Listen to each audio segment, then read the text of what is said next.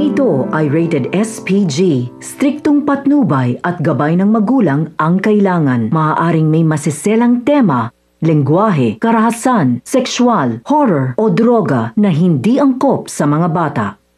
Nagpasalamat si Tanggol sa kanyang ninong Mando dahil sa pagkakawala sa kanya nito. Sinabi ni Mando na alam naman umano ni Tanggol na bata pa lamang ito ay itinuring niya na itong tunay na anak. Ayon pa kay Mando na sanay sa nangyari kay Tanggol ay maging malaking leksyon ito sa kanya.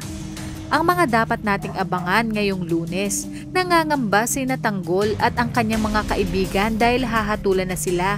Ngunit iginiit ni Tanggol na dasal lang ang kanilang makakapitan at hindi sila pababayaan ng Diyos.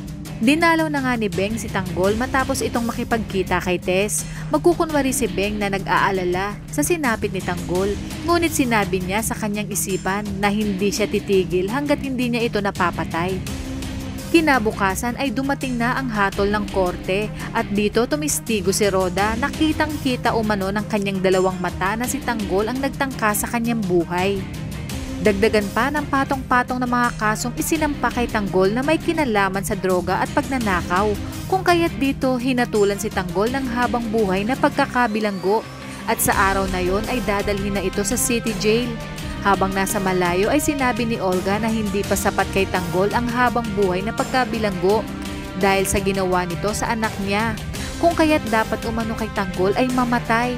At dito magkakagulo dahil magkakaroon ng isang putok ng baril na di nila alam kung saan galing. Dito na kaya pupuruan si Tanggol o talagang mahal pa siya ng Diyos at hindi siya tinamaan ng balang galing kay Olga? Pakaabangan natin ang bagong yugto ng buhay ni Tanggol sa loob ng bilibid at kung sino ang tutulong sa kanya upang makatakas sa bilibid.